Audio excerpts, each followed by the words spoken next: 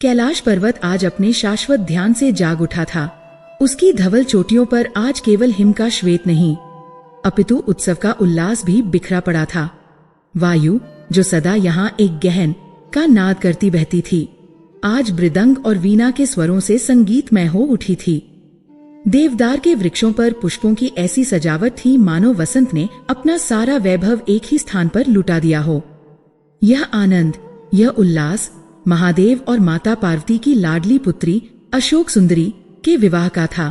राजा नहुष, जो अपनी धर्मपरायणता और तेज के लिए त्रिलोक में विख्यात थे, उनका प्रस्ताव स्वीकार हो चुका था और अब कैलाश पर विवाह की तैयारियां अपने चरम पर थीं।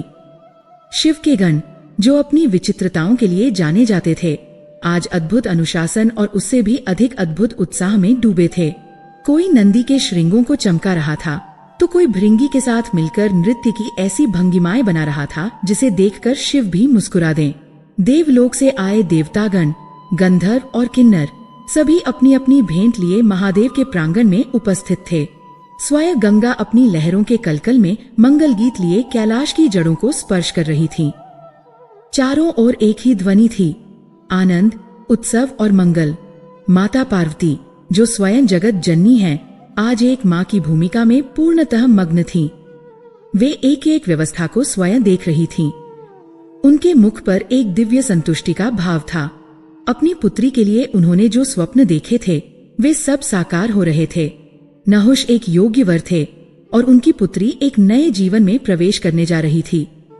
वे अतिथियों का सत्कार करती, गणों को निर्देश देती और बीच बीच में महादेव को देखकर मुस्कुरा देती, जो अपने स्वाभाविक वैरागी भाव में भी इस गृहस्थ उत्सव का मौन आनंद ले रहे थे। सब कुछ परिपूर्ण था। उत्सव का संगीत अपने चरम पर था, नृत्य का उल्लास अपनी पराकाष्ठा पर था।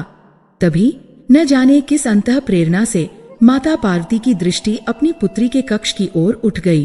एक पल के लिए उन्हें लगा कि संगीत के इस कोलाहल में वे अपनी पुत्री की पायल की ध्वनि नहीं सुन पा रही हैं। वे उत्सव के मध्य से, जहाँ सहस्रों की दृष्टि उन पर टिकी थी, चुपचाप उस ओर चल पड़ी। जैसे जैसे वे कक्ष के निकट पहुंचती गईं, बाहर का कोलाहल क्षीण होता गया और एक अद्भुत शांति उनके मन को घेरने लगी। यह कैलाश की वह मौलिक शांति थी जिसमें उनकी पुत्री पली बढ़ी थी। उन्होंने कक्ष के द्वार पर ही रुककर भीतर झांका। अशोक सुंदरी, भावी वधू, अपने विवाह के ऐश्वर्य और राजसी वस्त्रों से दूर अपनी उसी चिरपरिचित सरलता में मग्न थीं। वे अपने कक्ष के आंगन में बैठी थीं। उनके केश खुले थे और वे एक छोटी सी मृगशावक को अपने हाथों से कोई कंदमूल खिला रही थीं। उनके मुख पर वही शिशु सुलभ निश्चलता थी, वही अबोध मुस्कान जो कैलाश के इस मुक्त वातावरण का प्रतीक थी। वे उस मृगशावक से बातें कर रही थीं। देखो, अब मुझे जाना होगा, पर तुम चिंता ना करना, माँ तुम्हारा ध्यान रखेंगी और मैं वहां से भी तुम्हारे लिए अवश्य कुछ भेजूंगी। उनकी आवाज में न कोई बिछड़ने का विषाद था, न किसी नए संसार में जाने की आतुरता। वह बस एक सहज स्वीकृति थी, जैसे एक नदी सहज ही पर्वत से उतरकर सागर की ओर चल देती है, बिना यह जाने कि मार्ग में कितने चट्टान और कितने मरुस्थल मिलेंगे। माता पार्वती अपनी पुत्री को देखती रह गईं। यही वह दृश्य था जिसने उनके भीतर के उत्सव को एक गहरे अतल भय में बदल दिया। उनके पैर जैसे जम गए। जिस पुत्री को वे देख रही थीं, वह एक राजकुमारी नहीं, वह कैलाश की आत्मा का एक अंश थी। वह उन लताओं की सखी थी जो महादेव की जटाओं से खेलती हैं। वह उन गणों की दुलारी थी जो संसार के किसी नियम को नहीं मानते। वह उस हिम की पुत्री थी जो शीतल है, पवित्र है, पर जो राजमहलों की अग्नि को नहीं समझती। माता पार्वती को एक पल में वह सब दिखने लगा जो अभी भविष्य के गर्भ में था। उन्हें नहुष का राजमहल दिखा, एक भव्य संरचना, किंतु जटिलताओं से भरी हुई। उन्हें वे रानियां, दासियां और वे दरबारी दिखे जिनकी जिह्वा पर मधु और हृदय में विष होता है। उन्हें राजधर्म के वे कठोर नियम दिखे जो भावनाओं को नहीं, केवल कूटनीति को समझते हैं। और इन सबके बीच उन्हें अपनी पुत्री का यह निष्कपट, सरल चेहरा दिखाई दिया। एक ठंडी लहर उनके मेरुदंड से होकर गुजर गई। वे वहीं द्वार की देहरी पर बैठ गईं। कुछ क्षण पूर्व जो जगत जननी थी, वे अब केवल एक भयभीत माँ थीं। उनकी आंखों की कोरों में नमी उतर आई। वे अपनी पुत्री को देख रही थी, जो अब भी उस मृग से खेल रही थी। इस बात से पूर्णतः अनभिज्ञ कि उसकी माँ के हृदय में कैसा प्रलयंकारी मंथन चल रहा है। तभी उन्हें अपने पीछे एक स्पर्श का अनुभव हुआ। उन्हें मुड़ने की आवश्यकता नहीं थी। वे जानती थीं कि यह स्पर्श किसका है। महादेव उनके पास आकर खड़े हो गए थे। उनका विशाल भस्मलिप्त हाथ पार्वती के कंधे पर था, जो उन्हें मौन सांत्वना दे रहा था। क्या हुआ देवी? महादेव का स्वर शांत और गहरा था, जैसे किसी गुफा के भीतर से आता हुआ। माता पार्वती ने अपनी नम आंखें उठाईं और अपनी पुत्री की ओर संकेत किया। उनका गला रूंध गया था। स्वामी, वे किसी तरह कह पाईं, क्या मैं अपनी पुत्री के साथ कोई अन्याय तो नहीं कर रही? महादेव ने प्रश्नवाचक दृष्टि से उन्हें देखा। अन्याय? ये तो उत्सव का समय है पार्वती। हम उसे संसार के सर्वश्रेष्ठ राजाओं में से एक को सौंप रहे हैं। वही तो मेरा भय है महादेव। पार्वती के स्वर में वेदना और चिंता स्पष्ट उभर आई। वे खड़ी हो गईं और महादेव के सम्मुख आ गईं। वह एक राजा है और उसका संसार राजमहलों का संसार है। और मेरी पुत्री को देखिए प्रभु। वह इन राजमहलों की जटिलताओं से सर्वथा अनभिज्ञ है। वह कैलाश के इस मुक्त वातावरण में पली बढ़ी है। उसने गणों का उन्मुक्त अट्टहास सुना है, पर दरबारियों का सधा हुआ कपटपूर्ण व्यंग्य नहीं। वह हिम का स्पर्श जानती है, पर मानवीय ईर्ष्या की अग्नि से अपरिचित है। वह आपका ध्यान और वैराग्य समझती है, किंतु राजसभा के षड्यंत्र और छल को कैसे समझेगी? वे अपनी पुत्री के कक्ष के भीतर गईं और दूर से ही अपनी सोती हुई पुत्री के मस्तक को निहारने लगी।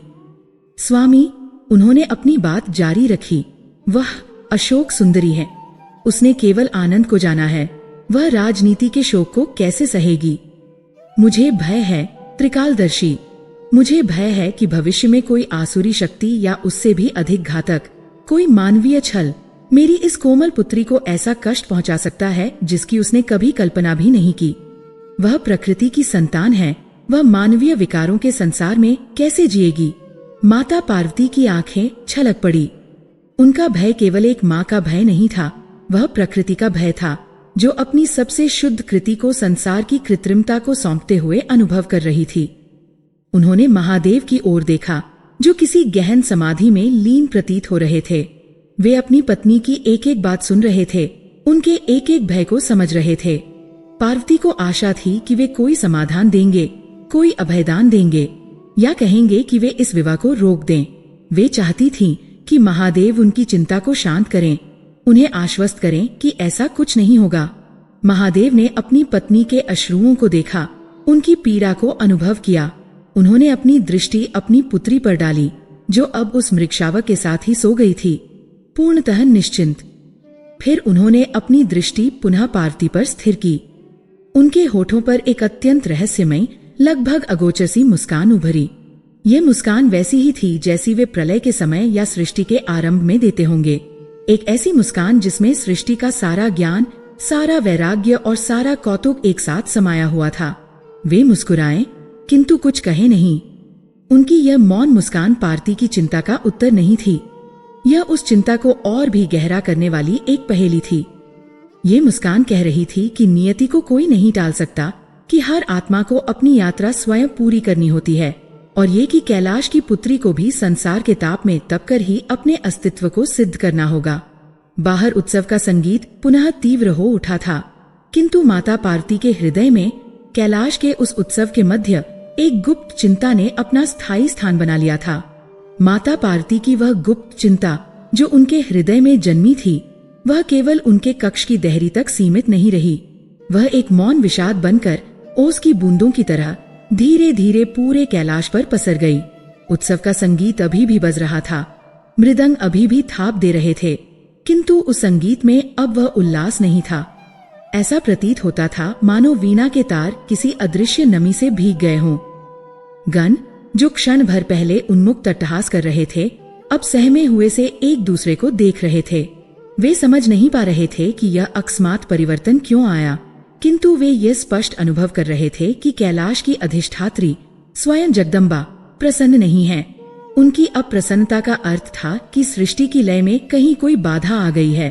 पुष्प जो खिले हुए थे वे भी किंचित मुरझाए से दिखने लगे। जैसे उन्हें सूर्य का ताप न मिलकर किसी गहरी उदासी ने स्पर्श कर लिया हो। यह परिवर्तन सबसे अधिक किसी को साल रहा था तो वे थे नंदी। नंदी मात्र महादेव के वाहन नहीं थे, वे उनके गणों के अधिपति, उनके सबसे निष्ठावान भक्त और कैलाश के व्यवस्थापक थे। उनके लिए महादेव की प्रसन्नता ही उनका धर्म थी और माता पार्वती की संतुष्टि ही उनका कर्तव्य। उन्होंने दूर से माता पार्वती को देखा। वे उत्सव के प्रांगण में आ तो गई थीं, अतिथियों से मिलती जुलती भी रहीं, किंतु उनका शरीर ही वहां था। उनकी आत्मा अपनी पुत्री के कक्ष के पास उसी देहरी पर बैठी रह गई थी। उनकी मुस्कान में एक औपचारिकता थी जिसे केवल नंदी जैसा निकटस्थ सेवक ही पकड़ सकता था।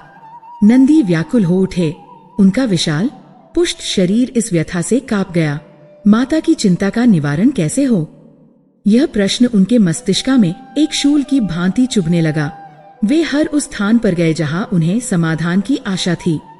वे भृंगी के पास गए जो अपनी ही धुन में मग्न रहने वाले वैरागी थे।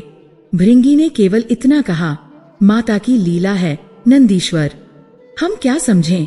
वे अन्य गणों के पास गए पर वे सब स्वयं ही इस भारीपन से दबे हुए थे। उन्होंने देवराज इंद्र और अन्य देवताओं की ओर देखा जो उपहारों के ढेर के साथ एक कोने में मंत्रणा कर रहे थे। वे इस सूक्ष्म भावनात्मक परिवर्तन को समझने में या तो असमर्थ थे या उसे अनदेखा कर रहे थे। नंदी का हृदय और भी भारी हो गया। वे जानते थे कि इस ब्रह्मांड में एक ही सत्ता है जो इस विषाद को भेद सकती है, स्वयं उनके प्रभु महादेव। उनकी आंखें महादेव को खोजने लगी, किंतु यह क्या? महादेव तो उत्सव के केंद्र में थे ही नहीं। नंदी ने चारों ओर देखा, महादेव वहां नहीं थे। वे उस स्थान पर भी नहीं थे जहां वे सामान्यतः ध्यान करते थे। नंदी की व्याकुलता अब भय में बदलने लगी। माता चिंतित हैं और प्रभु अनुपस्थित। ये कैसा संयोग है? उन्होंने अपनी दिव्य दृष्टि का संधान किया और पाया कि महादेव उत्सव के इस कोलाहल से बहुत दूर पर्वत के दूसरे छोर पर स्थित एक अत्यंत एकांत अंधकारपूर्ण गुफा में, जहां सामान्यतः कोई गण भी जाने का साहस नहीं करता था, वहां पद्मासन लगाए गहन ध्यान में लीन हो गए हैं। नंदी के लिए ये एक पहेली थी। एक ओर पुत्री के विवाह का उत्सव है, दूसरी ओर पत्नी की असहनीय चिंता, और इन दोनों के मध्य गृहस्थ का स्वामी होकर भी महादेव घोर वैराग्य में समाधि में चले गए हैं। नंदी इस विरोधाभास को समझ नहीं पाए। वे सब कुछ छोड़कर तीव्र गति से उस गुफा की ओर भागे। उनका मन सहस्रों प्रश्नों से भरा हुआ था। क्या प्रभु को माता की चिंता का ज्ञान नहीं, या वे जानबूझकर इससे दूर हो गए हैं? क्या वे भी इस विवाह से प्रसन्न नहीं हैं, या वे कोई और ही लीला रच रहे हैं? वे गुफा के द्वार पर पहुंचे।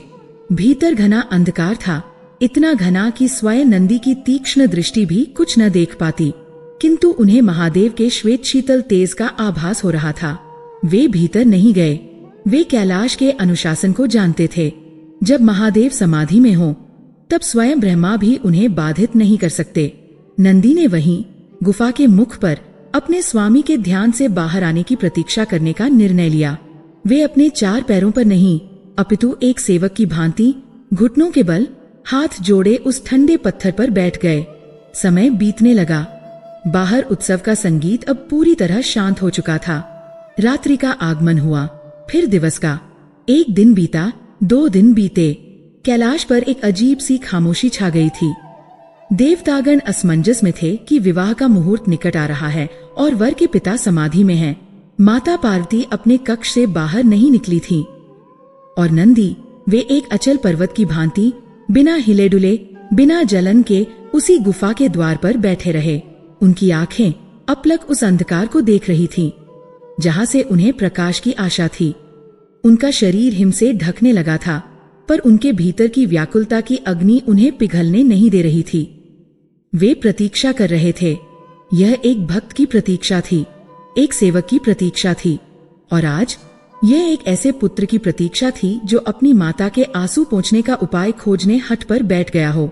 न जाने कितने पहर बीते जब उस गुफा के भीतर से एक गहरा श्वास प्रश्वास का स्वर आया। नंदी की चेतना, जो लगभग शून्य हो गई थी, वह तुरंत जागृत हो उठी। भीतर की शांति भंग हुई थी। महादेव ने अपने नेत्र खोल दिए थे। कुछ ही क्षणों में गुफा के अंधकार को चीरता हुआ महादेव का भस्मलिप्त तेजस्वी स्वरूप बाहर प्रकट हुआ।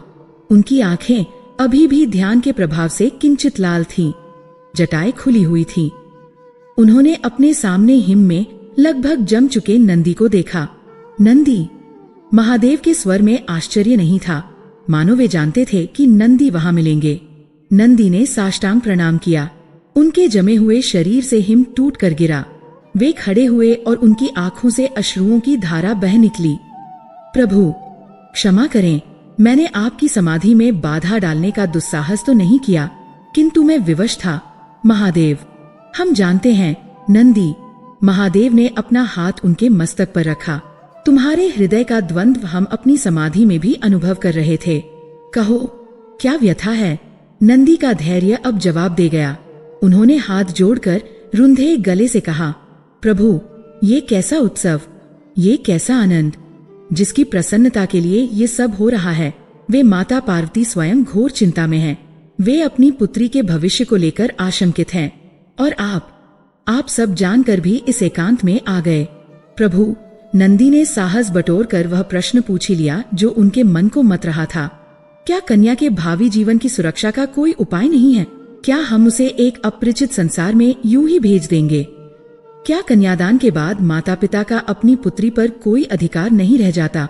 प्रभु, क्या यह दान एक त्याग? नंदी के प्रश्न में केवल उनकी नहीं, अपितु कैलाश की और संभवतः हर उस पिता की पीड़ा छुपी थी जो अपनी पुत्री का विवाह करता है। महादेव के मुख पर एक गंभीर भाव आया।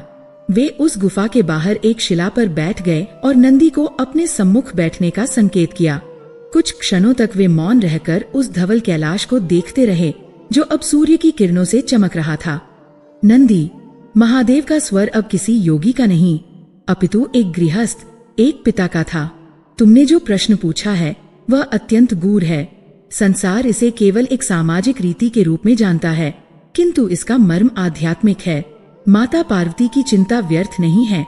महादेव ने जारी रखा, वह एक माँ है और उनका भय स्वाभाविक है, किंतु वह जिसे केवल भय समझ रही है वह वास्तव में एक आध्यात्मिक सत्य का अधूरा ज्ञान है। और मैं यहाँ एकांत में इसलिए नहीं आया कि मैं उस चिंता से भाग रहा था। मैं इसलिए आया था कि उस चिंता के निवारण के लिए जिस ऊर्जा की आवश्यकता है उसे संचित कर सकूं। नंदी ने विस्मय से पूछा, कैसी ऊर्जा प्रभु? तब महादेव ने उस गंभीर रहस्य को खोला जिसे संसार अब तक नहीं जानता था। नंदी, उन्होंने कहा, संसार समझता है कि कन्यादान एक रीति है जिसमें पिता अपनी पुत्री का हाथ वर के हाथ में सौंपकर उसे विदा कर देता है, किंतु यह उसका स्थूल रूप है, इसका सूक्ष्म रूप कोई नहीं जानता। कन्यादान मात्र एक रीति नहीं, यह एक आध्यात्मिक ऊर्जा का स्थानांतरण है। पुत्री जब तक अपने पिता के घर में होती है वह अपने पिता के गोत्र, उसके तप, उसके पुण्य और उसकी सुरक्षा ऊर्जा से बंधी होती है। जब उसका विवाह होता है तो पिता उसे एक नए गोत्र, एक नए ऊर्जा चक्र में प्रवेश कराता है। किंतु यह स्थानांतरण, महादेव ने अपनी उंगली उठाई, स्वयं ही पूर्ण नहीं हो जाता। यदि इसे केवल एक रीति की तरह किया जाए तो पुत्री अपने मूल स्थान से कट जाती है और नए स्थान पर उसे स्वयं संघर्ष करना पड़ता है। माता पार्वती का भय इसी अधूरे सत्य से जन्मा है। वे देख रही हैं कि अशोक सुंदरी कैलाश की ऊर्जा से कट जाएगी और राजमहल की जटिलताओं में अकेली पड़ जाएगी। तो क्या इसका कोई उपाय नहीं है महादेव? नंदी ने आतुरता से पूछा। क्या अधिकार समाप्त हो जाता है? नहीं, महादेव के स्वर में दृढ़ता थी। अधिकार समाप्त नहीं होता, वह रूपांतरित हो जाता है। और यही वह रहस्य है। इस ऊर्जा के स्थानांतरण को पूर्ण करने के लिए और ये सुनिश्चित करने के लिए कि पुत्री नए स्थान पर भी अपने पिता की सुरक्षा से वंचित न रहे, पिता को कन्यादान के समय एक विशेष न्यास अनुष्ठान करना होता है। नंदी ने यह शब्द पहली बार सुना था, न्यास। प्रभु, ये कैसा अनुष्ठान है? महादेव की आंखें चमक उठीं, जैसे वे कोई परम गोपनीय ज्ञान प्रदान कर रहे हों। न्यास का अर्थ है स्थापित करना। यह एक तांत्रिक और यौगिक प्रक्रिया है। नंदी, कन्यादान के समय जब पिता अपनी पुत्री को सौंप रहा होता है तब वह केवल उसका हाथ नहीं देता, वह उस क्षण अपने तप, अपने पुण्य और अपनी समस्त आध्यात्मिक शक्ति का एक अंश, एक कवच के रूप में अपनी पुत्री की आत्मा पर स्थापित करता है। यह एक मौन, अदृश्य प्रक्रिया है। पिता अपने संकल्प बल से अपनी पुत्री के चारों ओर एक ऐसा सुरक्षा घेरा बनाता है जिसे कोई आसुरी शक्ति, कोई मानवीय छल तब तक भेद नहीं सकता जब तक कि पुत्री स्वयं अपने धर्म से च्युत न हो जाए। यह न्यास, महादेव ने अपनी बात समाप्त की, ये सुनिश्चित करता है कि कन्यादान के बाद भी पिता का अधिकार समाप्त नहीं होता। वह स्थूल अधिकार से सूक्ष्म अधिकार में बदल जाता है।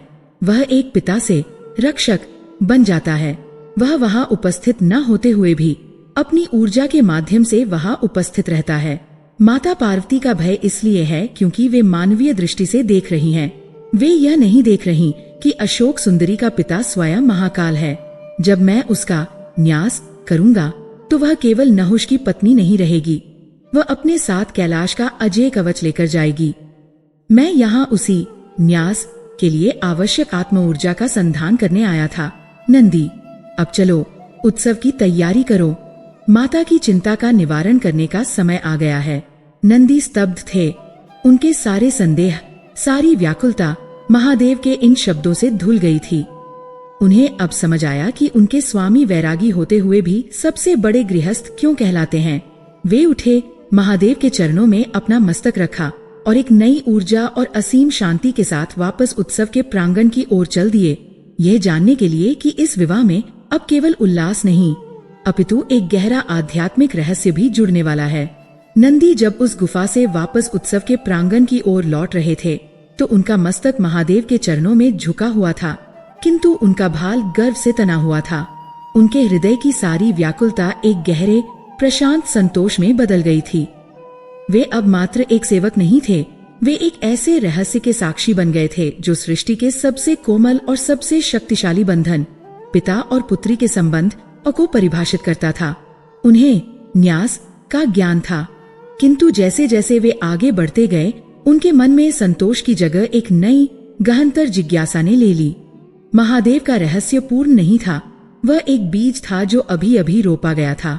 उन्होंने देखा कि कैलाश पर छाई वह अव्यक्त उदासी अभी पूरी तरह मिटी नहीं थी। माता पार्वती यद्यपि अब कुछ शांत दिख रही थी, शायद इसलिए कि उन्होंने नंदी के मुख पर समाधान का तेज देख लिया था, फिर भी उनकी आंखों में वह प्रश्न बना हुआ था। नंदी समझ गए। माता को ये तो आभास हो गया था कि महादेव कोई उपाय कर रहे हैं, किंतु वे ये नहीं जानती थी कि वह उपाय क्या है।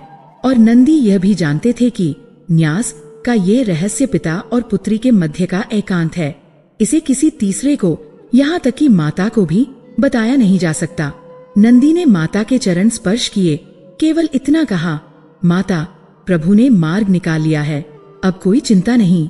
उनकी इस दृढ़ता ने पार्वती को आश्वस्त तो किया, पर उनके मन में एक नया प्रश्न भी छोड़ दिया। नंदी उस उत्तर से स्वयं भी पूर्णतः संतुष्ट नहीं थे। वे पुनः महादेव के पास पहुँचे, जो अब उत्सव के मध्य न होते हुए भी वहीं पास की एक शिला पर आसीन, सब पर अपनी मौन दृष्टि बनाए हुए थे। नंदी ने पुनः उन्हें प्रणाम किया। पुनः आ गए नंदी। महादेव मुस्कुराए, तुम्हारे हृदय का संतोष अभी पूर्ण नहीं हुआ है, क्षमा करें प्रभु। नंदी ने विनम्रता से कहा, आपने मुझे न्यास का मर्म समझाया। आपने बताया कि आप महाकाल अपनी तपोर्जा से अशोक सुंदरी के लिए एक कवच का निर्माण करेंगे। यह आपका सामर्थ्य है, किंतु मेरा मन उन असंख्य पिताओं के लिए व्याकुल है जो महाकाल नहीं हैं, जो साधारण गृहस्थ हैं, जो राजा हैं या जो निर्धन हैं। जब वे अपनी पुत्रियों को विदा करते हैं तो क्या उनकी पुत्रियां इस दिव्य सुरक्षा से वंचित रह जाती हैं? क्या यह न्यास केवल कैलाश की पुत्री के लिए ही है? यदि ऐसा है प्रभु, तो माता पार्वती की चिंता केवल आंशिक रूप से ही मिटी है। क्या साधारण पिताओं के लिए कोई विधान नहीं है? वे अपनी ऊर्जा का स्थानांतरण कैसे करें, जबकि वे स्वयं योग और तप की जटिलताओं से अनभिज्ञ हैं? नंदी का ये प्रश्न अब केवल कैलाश के लिए नहीं था, ये समस्त सृष्टि के लिए था। महादेव के नेत्रों में एक अद्भुत चमक उभरी। ये वही चमक थी जो वे तब धारण करते थे जब वे संसार को कोई नया विधान देने वाले होते थे। वे उस शिला से उठे। तुमने सही प्रश्न पूछा है नंदीश्वर। महादेव का स्वर अब गंभीर और गुंजायमान हो गया था। तुमने मेरी ही चिंता को वाणी दे दी है। मेरा न्यास मेरे संकल्प से पूर्ण होगा, किंतु जो पिता योगी नहीं हैं, उनके लिए भी मैंने एक विधान की रचना की है, एक ऐसा विधान जो योग के समान ही शक्तिशाली है, किंतु जिसे भक्ति और शुद्ध भाव से कोई भी पिता सिद्ध कर सकता है। कैसा विधान प्रभु? नंदी की श्वास जैसे रुक गई थी। एक वाचिकन्यास, महादेव ने कहा, एक ऐसा अनुष्ठान जो वाणी से सिद्ध होता है। नंदी, संसार में शब्द से अधिक शक्तिशाली कुछ भी नहीं है। शब्द ही ब्रह्मा है, और जब यह शब्द एक पिता के शुद्ध हृदय, उसकी वास्तविक चिंता और अपनी पुत्री के प्रति असीम प्रेम से जुड़कर एक विशेष क्रम में पिरोए जाते हैं, तो वे एक अमोघ कवच का निर्माण करते हैं। इस विशेष क्रम को ही रक्षिका कथा कहते हैं। नंदी ने विस्मय से आंखें उठाईं। कथा? प्रभु, एक कथा, एक कवच का निर्माण कैसे कर सकती हैं? यह साधारण कथा नहीं है नंदी, महादेव ने उन्हें समझाया, मानो वे किसी शिष्य को गूढ़ ज्ञान दे रहे हों। ये एक आह्वान है।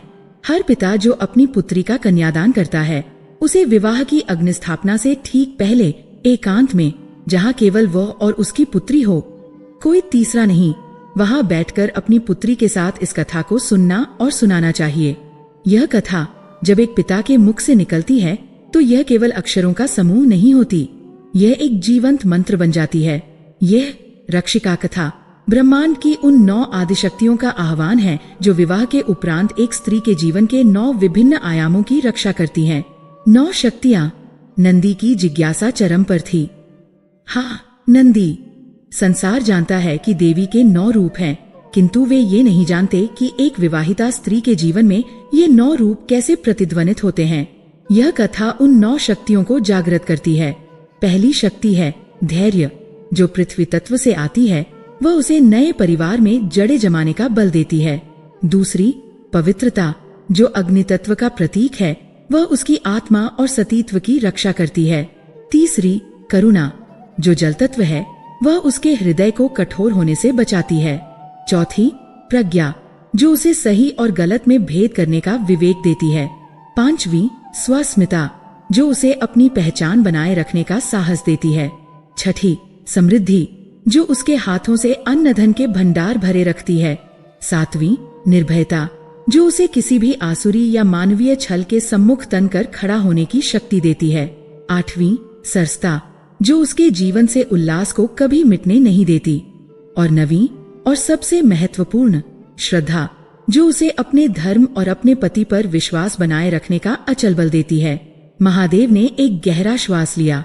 यह रक्षिका कथा इन 9 शक्तियों का शाब्दिक आह्वान है। जब पिता इसे अपनी पुत्री को सुनाता है, तो वह इन 9 शक्तियों को अपनी आध्यात्मिक ऊर्जा का हविष्य आहुति देकर अपनी पुत्री के सूक्ष्म शरीर पर स्थापित करता है। यही है साधारण पिता का न्यास। नंदी इस ज्ञान से अभिभूत थे। उनके रोंगटे खड़े हो गए थे। उन्हें लगा कि आज उन्होंने सृष्टि का सबसे बड़ा रहस्य जान लिया है। प्रभु, ये तो अद्भुत है। इसका अर्थ है हर पिता अपनी पुत्री को यह कवच दे सकता है। रुको नंदी, महादेव ने अपनी तर्जनी उठाई और उनके स्वर में वह रहस्य पुनः लौट आया जो उन्होंने गुफा में दिखाया था। यह इतना सरल नहीं है। विधान तो है, पर इसकी सिद्धि की एक कठोर शर्त है। शर्त? कैसी शर्त महादेव? शर्त ये है नंदी, महादेव ने अपनी दृष्टि नंदी की आंखों में गहराई तक गड़ा दी, कि यह कथा केवल वही पिता सुन और समझ सकता है जिसका मन पूर्णतः शुद्ध हो और जिसकी अपनी पुत्री के भविष्य की वास्तविक चिंता हो। नंदी ने पूछा, प्रभु, हर पिता को अपनी पुत्री की चिंता होती ही है, इसमें वास्तविक चिंता का क्या अर्थ है? महादेव किंचित मुस्कुराए, एक ऐसी मुस्कान जिसमें संसार के सारे छल और सत्यों का सार था। नहीं नंदी, अधिकांश पिताओं को चिंता नहीं होती, उन्हें मोह होता है या भय होता है। वे चिंता करते हैं कि लोग क्या कहेंगे, वे चिंता करते हैं कि उन्हें पर्याप्त सम्मान मिला या नहीं, वे चिंता करते हैं कि उनकी पुत्री उनके बुढ़ापे का सहारा बनेगी या नहीं। कुछ पिता अपनी पुत्री को भार समझकर उसका दान करते हैं, कुछ उसे सौदा समझकर उसका विवाह करते हैं। यह सब वास्तविक चिंता नहीं है, यह स्वार्थ है, यह व्यापार है। जब मन में स्वार्थ या व्यापार हो, तब रक्षिका कथा के शब्द मुख से तो निकलेंगे, किंतु वे प्राणहीन होंगे। वे कवच का निर्माण नहीं कर सकते। वे केवल अक्षर होंगे। किंतु महादेव ने अपनी बात जारी रखी। जिस पिता को वास्तविक चिंता है, ये चिंता की क्या मेरी पुत्री अपना स्वाभिमान बनाए रख पाएगी? क्या वह अपने धर्म का निर्वाह कर पाएगी? क्या कोई छल उसे उसके पद से भटका तो नहीं देगा? ऐसा पिता जिसका हृदय अपनी पुत्री की आत्मा के लिए व्याकुल है, न कि उसके सुख के लिए, केवल उसी का मन उस कथा को धारण करने के लिए शुद्ध पात्र माना जाता है। जब वह पिता उस कथा को कहता है तो उसकी वाणी से निकला हर शब्द एक बाण बनकर उन 9 शक्तियों को जागृत कर देता है। केवल वही पिता इस न्यास को सिद्ध कर सकता है। नंदी मौन रह गए। उन्हें इस विधान की गहनता और इसकी पवित्रता का आभास हो गया था। यह एक दोधारी तलवार थी। यह एक वरदान था जिसे केवल वे ही पा सकते थे जो इसके योग्य थे। प्रभु, नंदी ने हाथ जोड़कर कहा, यह रक्षिका कथा क्या है? यह कहाँ मिलेगी? क्या आप मुझे वह कथा प्रदान करेंगे? महादेव की रहस्यमयी मुस्कान लौट आई। यह कथा लिखी नहीं गई है नंदी। यह किसी ग्रंथ में नहीं है। यह सृष्टि के ईथर में व्याप्त है। इसे सिद्ध करना पड़ता है। इसे शुद्ध हृदय से सुनना पड़ता है। सिद्ध? मैं समझा नहीं प्रभु। और यही तुम्हारा कार्य है नंदीश्वर, महादेव ने घोषणा की। मैं तो अपना न्यास योग बल से करूंगा, किंतु मेरी पुत्री के विवाह में मैं संसार के सभी पिताओं के लिए इस रक्षिका कथा के विधान को भी स्थापित करना चाहता हूँ, और इस कार्य के लिए मैं तुम्हें चुनता हूँ। नंदी का विशाल शरीर कांप गया। मुझे प्रभु, मैं तो आपका गण मात्र हूँ। मैं इस गूढ़ कथा को कैसे सिद्ध करूंगा, क्योंकि तुम्हारा हृदय शुद्ध है नंदी। महादेव ने उनके मस्तक पर हाथ रखा। जब माता पार्वती चिंतित थी तब तुम्हें उनकी चिंता थी, अपने मान सम्मान की नहीं। तुमने एक सेवक के धर्म का पालन किया है। तुम ही इस कथा को सुनने के योग्य अधिकारी हो। तुम इसी क्षण कैलाश को त्याग कर उस मानसरोवर के तट पर जाओगे जहाँ सृष्टि की सारी ध्वनियां संग्रहित हैं। तुम वहाँ मेरे पिता स्वरूप का ध्यान करोगे। तुम अपनी चेतना को उस पिता के शुद्ध भाव में विलीन कर दोगे, और तब वह रक्षिका कथा स्वयं तुम्हें सुनाई देगी। तुम्हें उसे शब्दशः कंठस्थ करना है, उसके भाव को अपनी आत्मा में उतारना है। तुम्हें उसे सिद्ध करना है।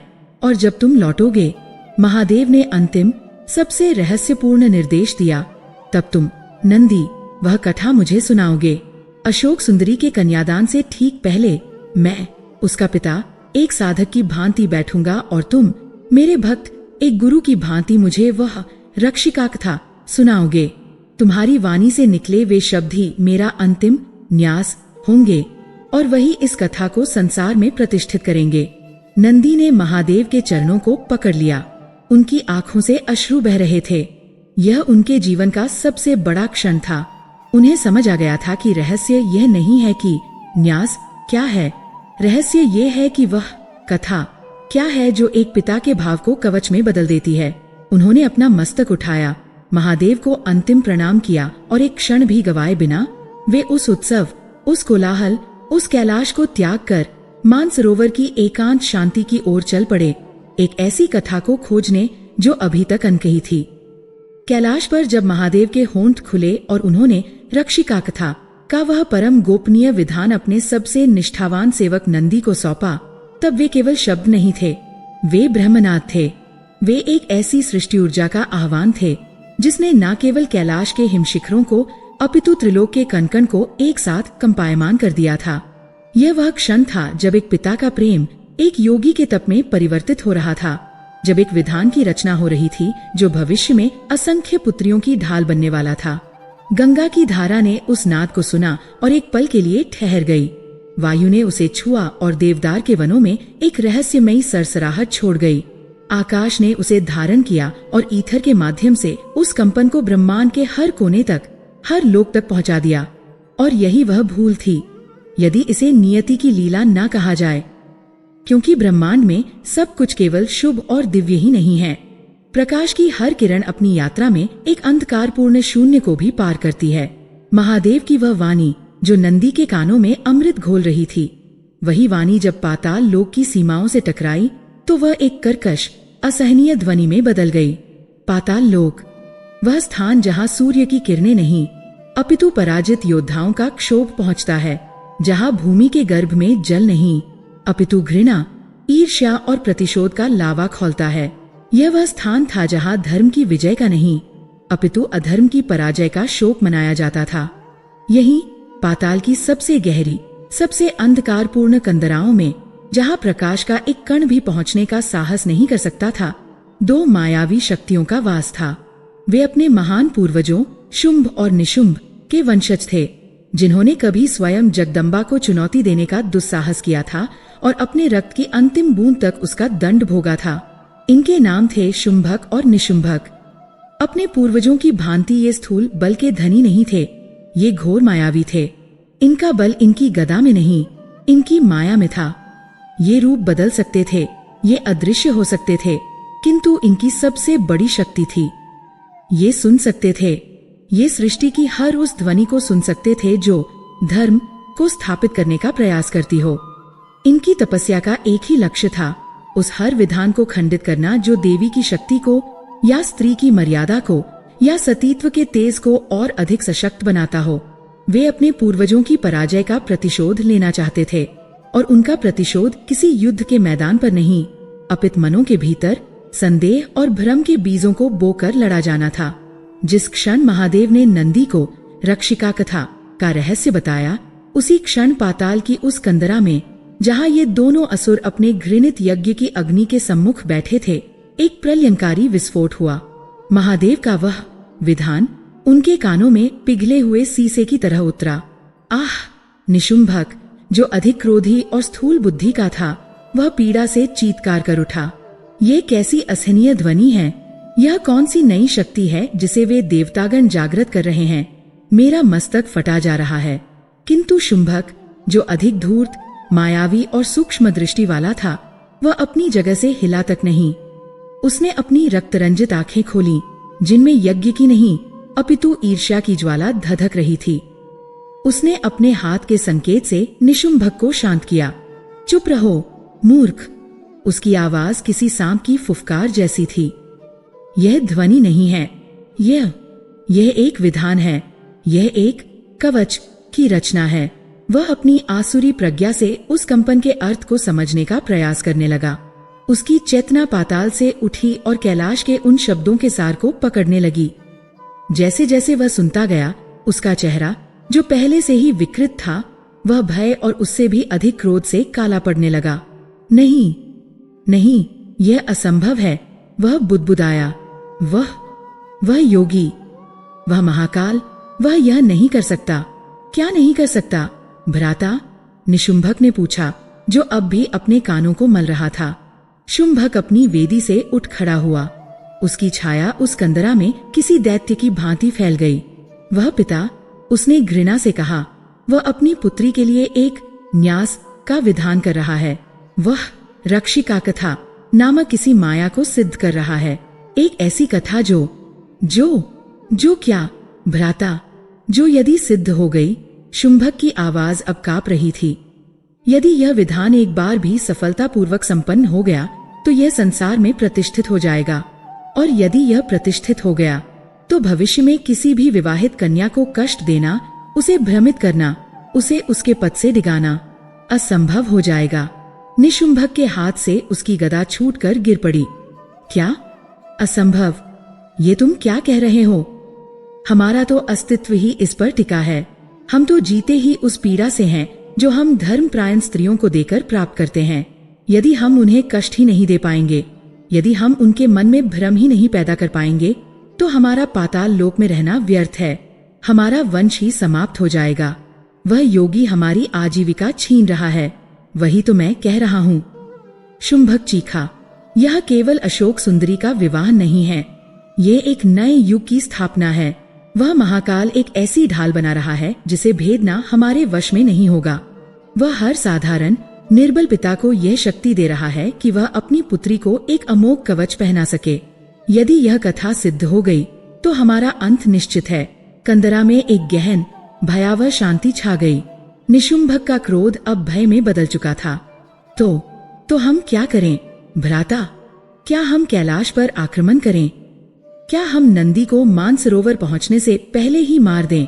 शुंभक घृणित हंसी हंसा। मूर्ख, नंदी को मारने से क्या होगा? वह कथा तो अब ईथर में स्थापित हो चुकी है। और कैलाश पर आक्रमण? तुम भूल गए कि हमारे पूर्वजों का क्या हश्र हुआ था। हम उस भस्मधारी से स्थूल युद्ध में कभी नहीं जीत सकते। नहीं, इसका उपाय युद्ध नहीं है। तो फिर क्या? शुंभक अपनी वेदी के पास वापस गया और उसने अपने यज्ञ कुंड से एक मुट्ठी काली राख उठाई। इसका उपाय है माया। यदि वह योगी न्यास की स्थापना कर रहा है तो हम भ्रम की स्थापना करेंगे। यदि वह कथा को सिद्ध कर रहा है तो हम उसके संकल्प को खंडित करेंगे। उसने अपनी धूर्त दृष्टि निशुंभक पर डाली। उस योगी ने स्वयं कहा है, यह कथा तभी काम करेगी जब पिता का मन शुद्ध हो, जब उसे वास्तविक चिंता हो। और बस हमें इसी शुद्धता पर प्रहार करना है। निशुंभक की समझ में अब भी यह सूक्ष्म खेल नहीं आ रहा था। किंतु कैसे भ्राता? हम कैलाश पर पहुंचेंगे कैसे? वे गण हमें द्वार पर ही भस्म कर देंगे। हम स्थूल रूप में जाएंगे ही नहीं। शुंभक ने अपनी योजना का खुलासा किया। हम अपने सूक्ष्म रूप का प्रयोग करेंगे। हम अदृश्य होकर जाएंगे। हम वायु में विलीन होकर जाएंगे। वे गण हमारे शरीर को नहीं रोक सकते क्योंकि हमारा कोई शरीर होगा ही नहीं। हम सीधे विवाह के मंडप में पहुंचेंगे। मंडप में निशुंभक की आंखें फैल गईं। महादेव और जगदम्बा के ठीक सामने। हाँ, शुंभक की आवाज में एक आसुरी दृढ़ता थी। हम ठीक उस क्षण की प्रतीक्षा करेंगे जब महादेव और माता पार्वती अपनी पुत्री का कन्यादान करने के लिए बैठेंगे। हम उस क्षण की प्रतीक्षा करेंगे जब नंदी उस सिद्ध की हुई रक्षिका कथा को सुनाने के लिए अपना मुख खोलेगा।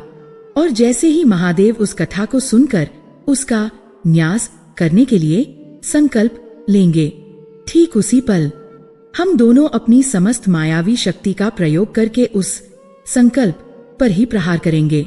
क्या हम महादेव के संकल्प को खंडित कर सकते हैं? निशुंभक ने अविश्वास से पूछा। नहीं, शुंभक ने स्वीकार किया। हम उनके संकल्प को खंडित नहीं कर सकते। वह महाकाल है। किंतु हम उस विधान को सदा के लिए दूषित अवश्य कर सकते हैं। हम उस कथा के साथ एक भ्रम का बीज सदा के लिए जोड़ देंगे। वह अपनी काली राख को हवा में उछालते हुए बोला, हमारा लक्ष्य महादेव को रोकना नहीं है। हमारा लक्ष्य भविष्य को दूषित करना है। हम आज वहीं उस मंडप में अग्नि को साक्षी मानकर एक प्रतिज्ञा लेंगे। दोनों असुरों ने पाताल की उस दुर्गंधित अग्नि के समक्ष अपने हाथ आगे कर दिए। शुंभक ने वह प्रतिज्ञा आरंभ की जो किसी भी धर्म विधान के लिए सबसे बड़ा संकट थी। हम शुंभक और निशुंभक ये प्रतिज्ञा लेते हैं कि हम इस रक्षिका कथा के साथ एक छाया की भांति जुड़ जाएंगे। हम यह प्रतिज्ञा लेते हैं कि आज के बाद, इस कैलाश के विवाह के बाद, भविष्य में जब भी कोई साधारण पिता अपनी पुत्री को यह रक्षिका कथा सुनाने का प्रयास करेगा, हम उसके मन में भ्रम उत्पन्न करेंगे। निशुंभक ने उसकी बात को आगे बढ़ाया। हाँ, जब वह पिता एकांत में बैठकर अपनी पुत्री का हाथ पकड़ेगा, हम उसके कान में फुसफुसाएंगे। क्या इस सब से कुछ होता है? ये सब ढकोसला है। शुंभक ने जोड़ा, जब वह शुद्ध मन से कथा कहने बैठेगा, हम उसके मन में मोह और व्यापार को भर देंगे। हम उसे उसकी पुत्री की आत्मा की नहीं, अपितु विवाह के व्यय की चिंता कराएंगे। हम उसके मन में यह विचार डालेंगे, देखो वरपक्ष वाले कितना दहेज ले गए। हम उसकी वास्तविक चिंता को लौकिक स्वार्थ से बदल देंगे। हम उसके मन में ये संदेह उत्पन्न करेंगे। निशुंभक ने अट्टहास किया कि क्या मैं यह कथा ठीक से कह पा रहा हूँ? कहीं लोग मुझ पर हंसेंगे तो नहीं? जिस क्षण उसके मन में ये अहंकार आया, उसी क्षण उसका संकल्प खंडित हो जाएगा। और जैसे ही संकल्प खंडित होगा, शुंभक ने अपनी आसुरी प्रतिज्ञा को अंतिम रूप दिया। वह रक्षिका कथा केवल शब्द रह जाएगी। वह प्राणहीन हो जाएगी। वह कवच का निर्माण नहीं कर पाएगी। वह न्यास सिद्ध ही नहीं होगा। पिता सोचेगा कि उसने विधान पूरा कर दिया, किंतु पुत्री असुरक्षित ही विदा होगी। यह होगा हमारा प्रतिशोध। उनकी यह भयावह प्रतिज्ञा पाताल लोक में गूंज उठी। उन्होंने ये जान लिया था कि धर्म को नष्ट करने का सबसे सरल उपाय धर्म के विधान को नष्ट करना नहीं, अपितु उस विधान को करने वाले के विश्वास को नष्ट करना है। चलो भ्राता, शुंभक ने कहा, और उसका स्थूल शरीर वहीं पाताल की भूमि पर एक निष्प्राण खोल की तरह गिर पड़ा। उसकी चेतना एक काले धुएं के रूप में उस कंदरा से बाहर निकली। नंदी मानसरोवर की ओर चला है कथा को सिद्ध करने, और हम कैलाश के मंडप की ओर चले हैं उसे सदा के लिए खंडित करने। दो अदृश्य मायावी छायाएं घृणा और भ्रम की प्रतिज्ञा से बंधी हुई पाताल के अंधकार से निकलकर तीव्र गति से कैलाश पर्वत की ओर बढ़ चली, जहां एक दिव्य विवाह की तैयारियां अपने अंतिम चरण में थी। इस बात से पूर्णतः अनभिज्ञ की उत्सव के उस उल्लास में दो अवांछित, अदृश्य और अत्यंत घातक अतिथि भी सम्मिलित होने आ रहे थे। वह मुहूर्त आ गया था। ब्रह्मांड की घड़ियां एक क्षण के लिए मानो थम गई थीं। वह केवल समय का एक बिंदु नहीं था, वह अनंत काल का एक प्रतिच्छेदन था, जहां एक पिता का वैराग्य एक गृहस्थ के कर्तव्य में परिवर्तित हो रहा था, जहां कैलाश की पुत्री अपने लौकिक जीवन में प्रवेश करने वाली थी।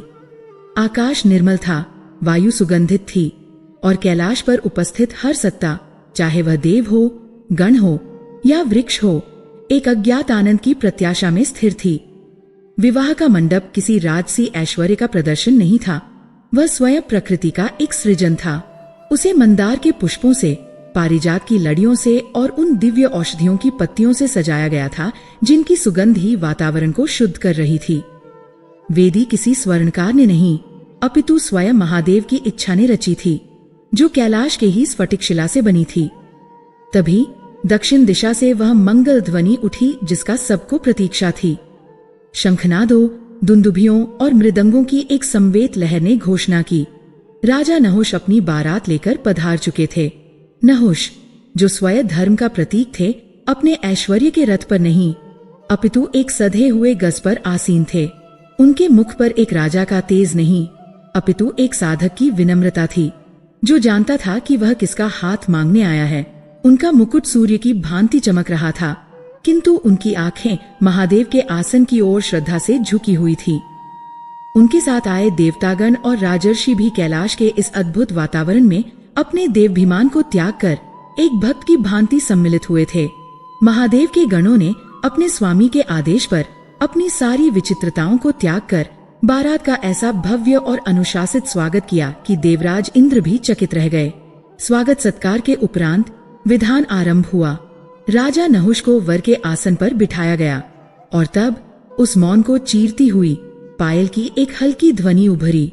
अशोक सुंदरी को उनकी सखिया, जो कोई और नहीं स्वयं देवकन्याएं थी, मंडप तक ला रही थीं। वह कैलाश की पुत्री, वह न तो किसी भारी राजसी वस्त्र में दबी थी, न ही आभूषणों के भार से झुकी थी। उसने वही वस्त्र धारण किए थे जो माता पार्वती ने स्वयं अपने हाथों से रंगे थे, श्वेत, जिस पर हिम की रजत आभा थी। उसके आभूषण पुष्पों के थे और उसके मस्तक पर केवल एक ही मणि थी, नागमणि, जो स्वयं वासुकी ने अपनी पुत्री समान भतीजी को भेंट की थी। उसकी चाल में न कोई संकोच था, न कोई चपलता। वह एक शांत नदी की भांति आई और अपने पिता के वाम भाग में, माता के दाहिने, अपने नियत स्थान पर बैठ गई। और तब कन्यादान का वह परम क्षण आया। माता पार्वती, जो अब तक जगदम्बा के अपने विराट स्वरूप में सब व्यवस्था देख रही थीं, वे अब सिकुड़कर केवल एक माँ बन गईं। उन्होंने अपनी पुत्री का हाथ देखा, वही कोमल हाथ जो उन्होंने चलना सिखाया था और उसे अब किसी और को सौंपना था। महादेव, जो त्रिकालदर्शी थे, महाकाल थे, वे भी आज केवल एक पिता थे। वे अपने आसन पर बैठे। उनके एक ओर पार्वती थी, दूसरी ओर ब्रह्मा जी स्वयं पौरोहित्य कर रहे थे।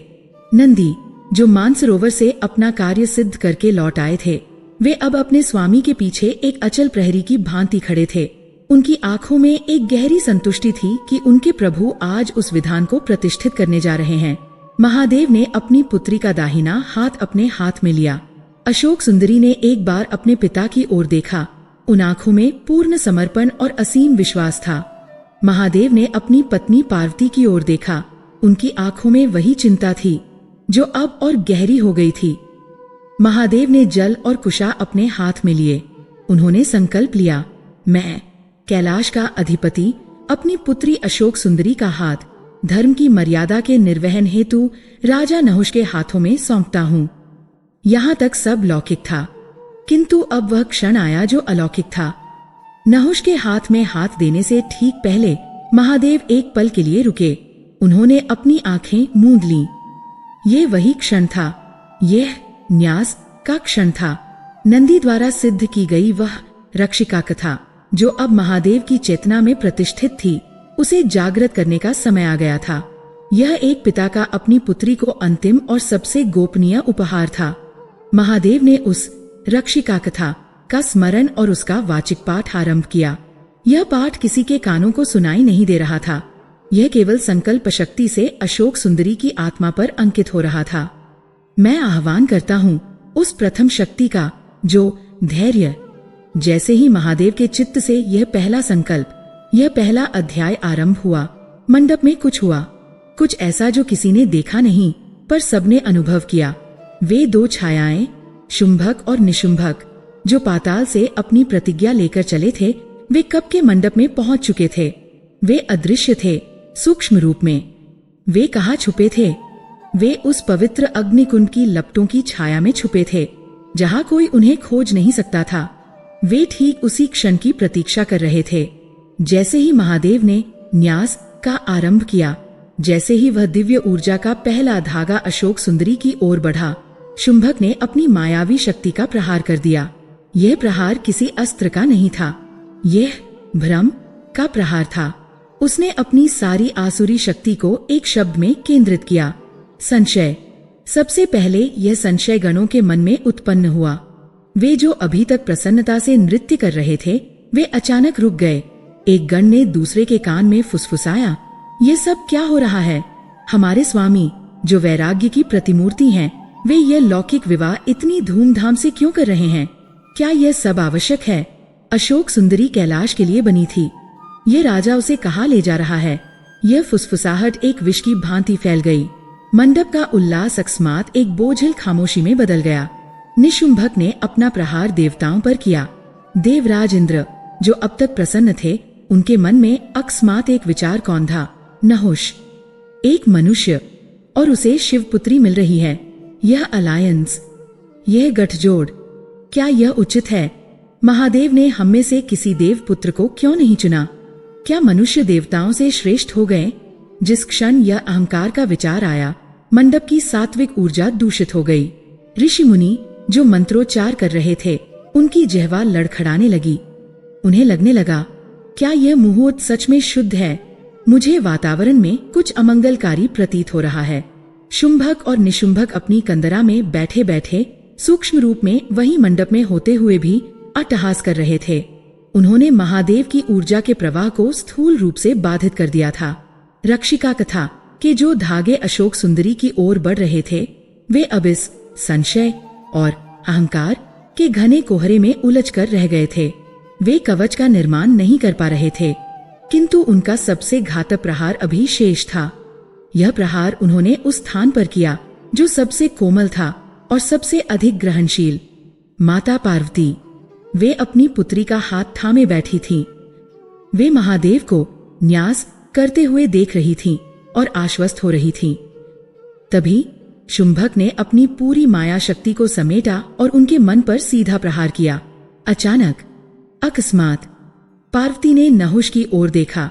वह राजा जो उन्हें क्षण भर पहले धर्मपरायण लग रहा था, अब वह उन्हें अभिमानी दिखने लगा। उसका राजसी मुकुट अब सोने का पिंजरा प्रतीत होने लगा। उसकी विनम्र मुस्कान अब कूटनीतिक छल लगने लगी। उनके भीतर से वही पहली चिंता जो अध्याय 1 में जन्मी थी, वह अब 100 गुनी शक्ति से विस्फोट कर गई। नहीं, उनके मन ने चीत्कार की, यह व्यक्ति, ये मेरी पुत्री को ले जाएगा। यह उसे उन राजमहलों में बंद कर देगा। वहां षड्यंत्र है, वहां छल है। मेरी पुत्री, मेरी अशोक, वह इस सब के बीच अकेली पड़ जाएगी। यह विवाह ही अनुचित है। यह एक क्षणिक संदेह था। क्या नहुष एक योग्य वर है? यह प्रश्न उनके मन में एक विषैले सर्प की भांति कुंडली मारकर बैठ गया। उनके हाथ, जिन्होंने पुत्री का हाथ थामा था, वे कांप गए। उनकी आंखें भय से चौड़ी हो गईं। एक ठंडी बूंद उनके गाल पर ढुलक पड़ी। और जिस क्षण माता पार्वती के मन में ये संदेह उत्पन्न हुआ, जिस क्षण उनकी ऊर्जा का समर्थन महादेव के संकल्प से हट गया, उसी क्षण न्यास का वह विधान ठिठक गया। महादेव, जो अपनी आंतरिक चेतना में कथा का पाठ कर रहे थे, उन्होंने तत्काल इसे अनुभव किया। उन्होंने अनुभव किया कि उनकी ऊर्जा, उनकी वाणी, उनका संकल्प आगे नहीं बढ़ रहा है, जैसे कोई उसे एक काली चिपचिपी दीवार बनाकर रोक रहा हो। रक्षिका कथा के शब्द उनकी चेतना में गूंज तो रहे थे, किंतु वे स्थापित नहीं हो रहे थे। कवच का निर्माण रुक गया था। महादेव ने अपनी भौतिक आंखें खोली। एक क्षण में उन्होंने सब देख लिया।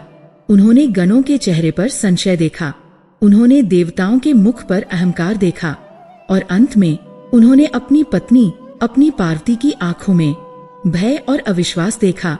वे समझ गए, उनका न्यास खंडित किया जा रहा था। वे क्रोधित नहीं हुए, वे विचलित नहीं हुए, वे महाकाल थे।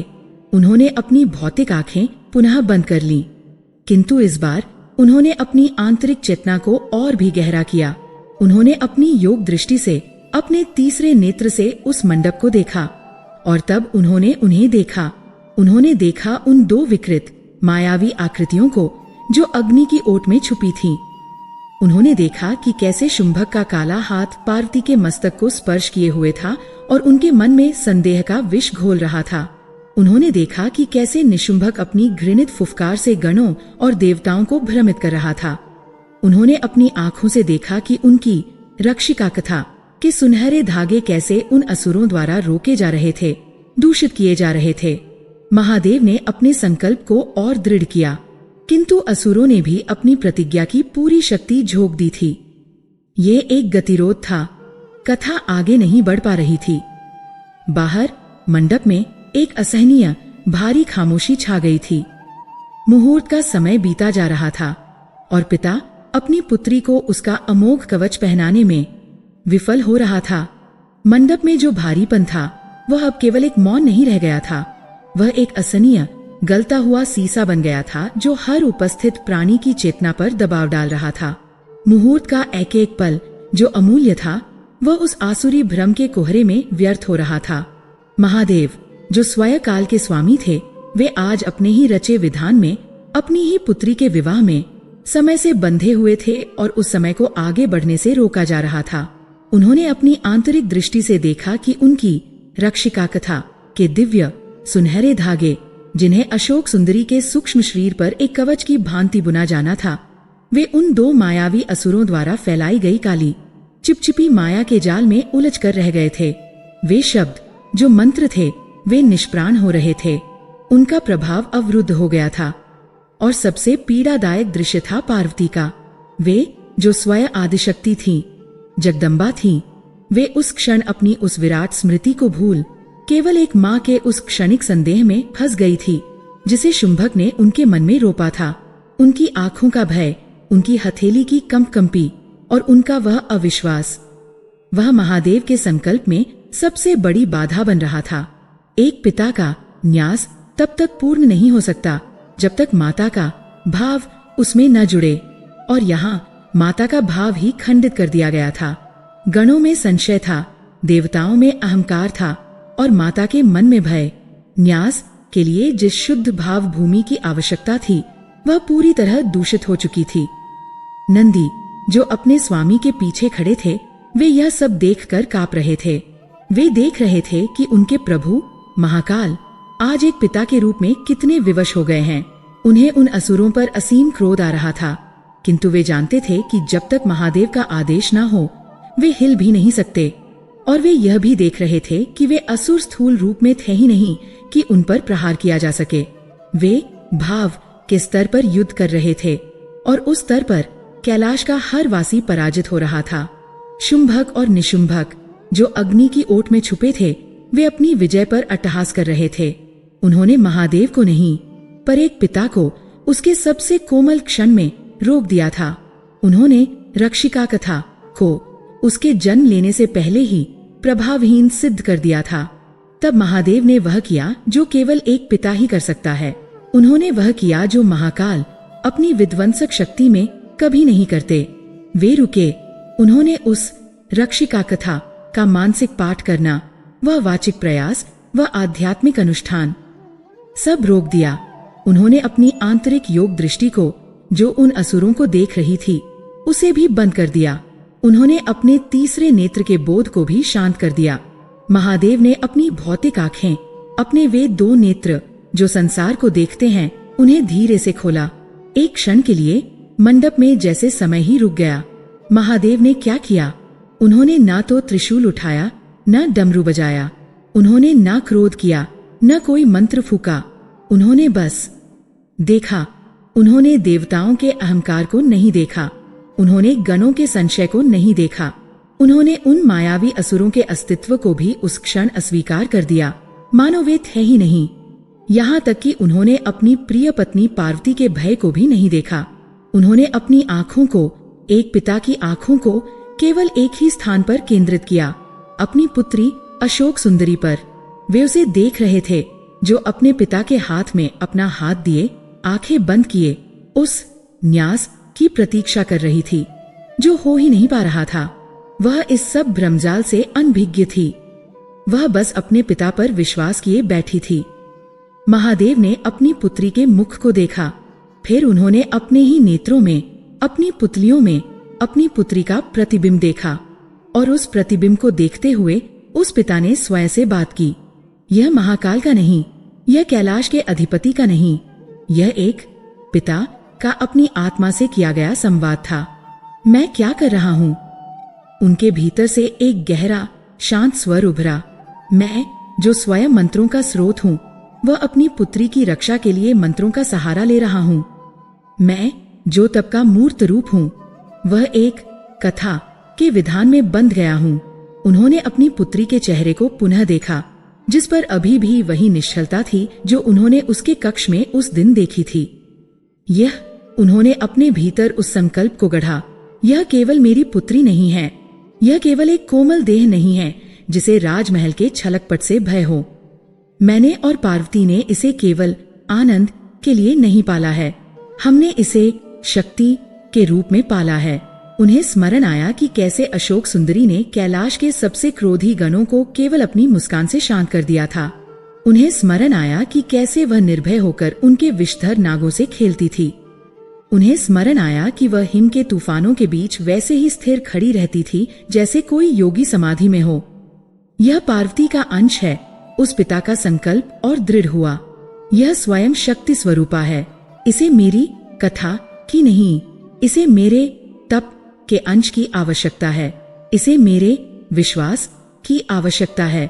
मंडप में जो भारीपन था वह अब केवल एक मौन नहीं रह गया था, वह एक असहनीय गलता हुआ सीसा बन गया था जो हर उपस्थित प्राणी की चेतना पर दबाव डाल रहा था। मुहूर्त का एक एक पल जो अमूल्य था, वह उस आसुरी भ्रम के कोहरे में व्यर्थ हो रहा था। महादेव जो स्वयं काल के स्वामी थे, वे आज अपने ही रचे विधान में, अपनी ही पुत्री के विवाह में समय से बंधे हुए थे और उस समय को आगे बढ़ने से रोका जा रहा था। उन्होंने अपनी आंतरिक दृष्टि से देखा कि उनकी रक्षिका कथा के दिव्य सुनहरे धागे, जिन्हें अशोक सुंदरी के सूक्ष्म शरीर पर एक कवच की भांति बुना जाना था, वे उन 2 मायावी असुरों द्वारा फैलाई गई काली चिपचिपी माया के जाल में उलझ कर रह गए थे। वे शब्द जो मंत्र थे, वे निष्प्राण हो रहे थे, उनका प्रभाव अवरुद्ध हो गया था। और सबसे पीड़ादायक दृश्य था पार्वती का। वे जो स्वयं आदिशक्ति थी, जगदम्बा थी, वे उस क्षण अपनी उस विराट स्मृति को भूल केवल एक माँ के उस क्षणिक संदेह में फंस गई थी जिसे शुंभक ने उनके मन में रोपा था।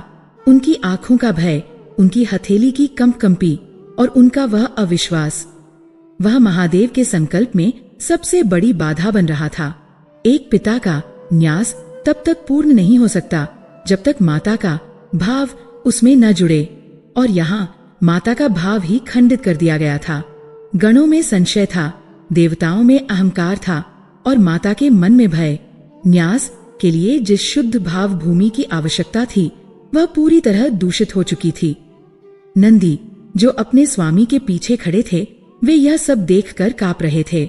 वे देख रहे थे कि उनके प्रभु महाकाल आज एक पिता के रूप में कितने विवश हो गए हैं। उन्हें उन असुरों पर असीम क्रोध आ रहा था, किंतु वे जानते थे कि जब तक महादेव का आदेश न हो वे हिल भी नहीं सकते। और वे यह भी देख रहे थे कि वे असुर स्थूल रूप में थे ही नहीं कि उन पर प्रहार किया जा सके। वे भाव के स्तर पर युद्ध कर रहे थे और उस स्तर पर कैलाश का हर वासी पराजित हो रहा था। शुंभक और निशुंभक, जो अग्नि की ओट में छुपे थे, वे अपनी विजय पर अट्टहास कर रहे थे।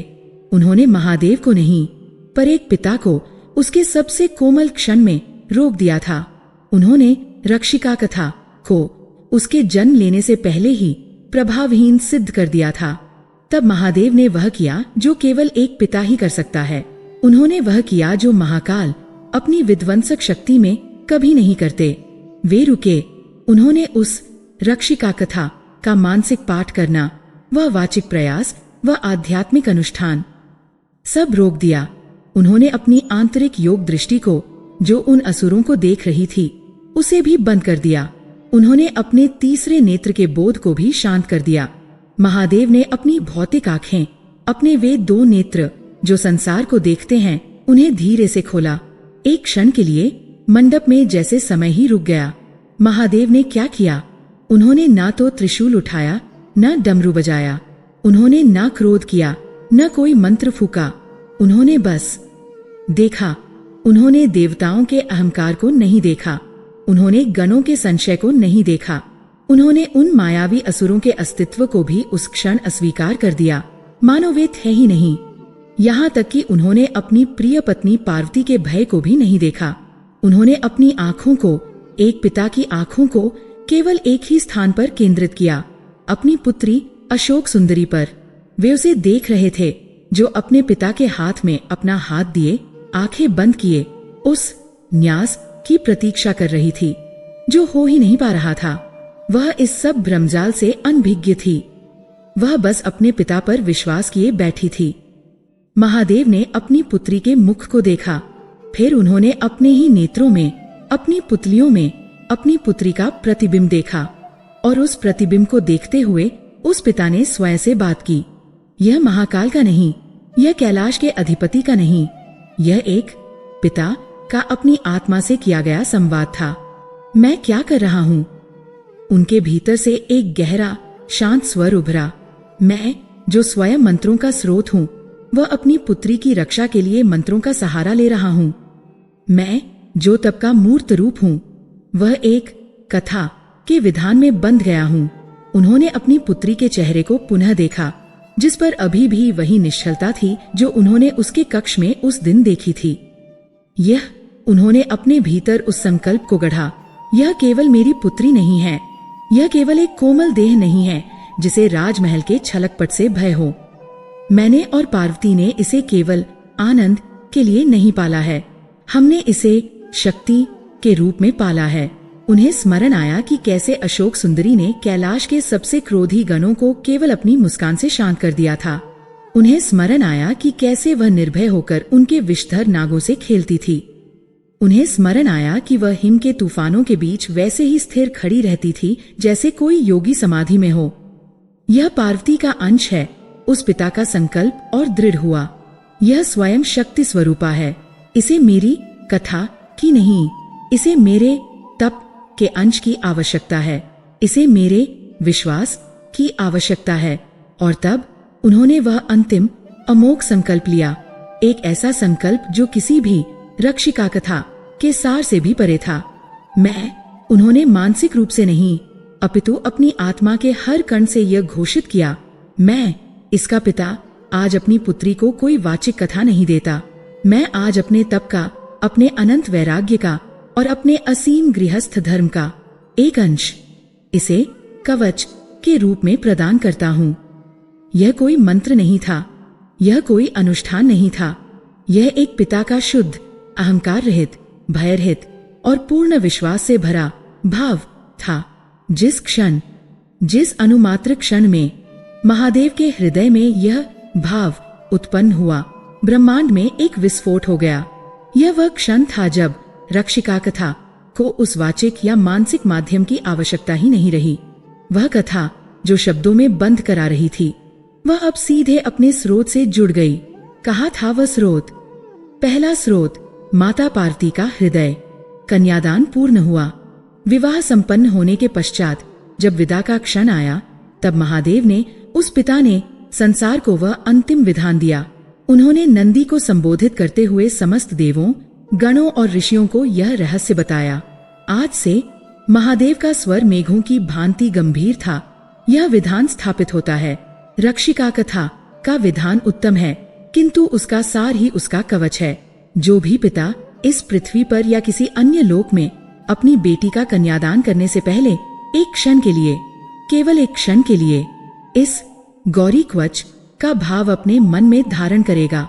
उन्होंने अपनी बात को स्पष्ट किया, अर्थात जो भी पिता अपनी पुत्री को एक वस्तु या भार न समझकर उसे साक्षात शक्ति स्वरूपा, साक्षात गौरी का अंश मानेगा, जो ये समझेगा कि वह अपनी पुत्री को दे नहीं रहा, अपितु उसे एक नए धर्म क्षेत्र की रक्षिका के रूप में स्थापित कर रहा है, उस पिता के मन में यह भाव आते ही उसकी पुत्री पर कोई भी मायावी शक्ति, कोई भी लौकिक मुसीबत या कोई भी मानवीय छल कभी हावी नहीं हो पाएगा।